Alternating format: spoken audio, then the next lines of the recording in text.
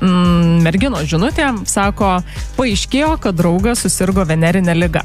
Ilgai nenorėjo su manimi mylėtis, tada galiausiai prisipažino, kad jam ten niešti. Šiaip netai priverčiau nueiti pas gydytoją, kur po tyrimų paaiškėjo, kad jis pasigavęs venerinę. Dabar prisiekinėja, kad tikrai neturėjo kitos, kad čia gal pasigavo kur darbe, bare ar ten sporto klube prisėdęs tiesiog ant tualeto.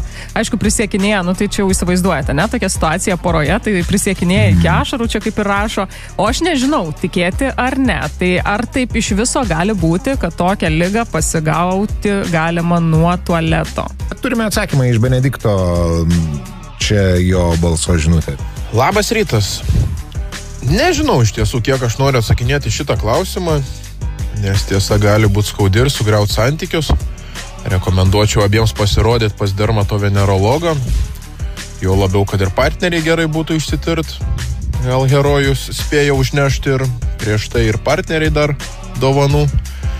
O ir šiaip žinant tikslę lygą, pravestų trumpą paskaitėlę, kaip visgi viskas plinta.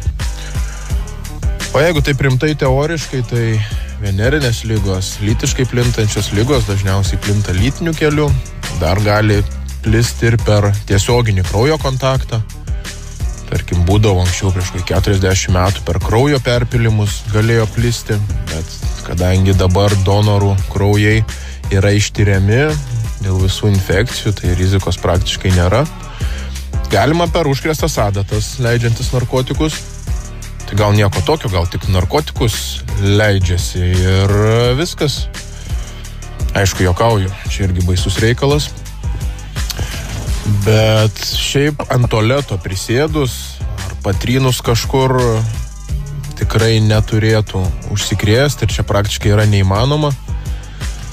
Lytiškai plintančią ligą užsikrės tokiu būdu, tai sėsdami ant tualeto jauskite saugus, bet su partneriu reiktų aptarti tokius klausimus, nes tai, kaip ir sakau, dažniausiai lytiniu keliu plinta nesaugių lytinių santykių metu.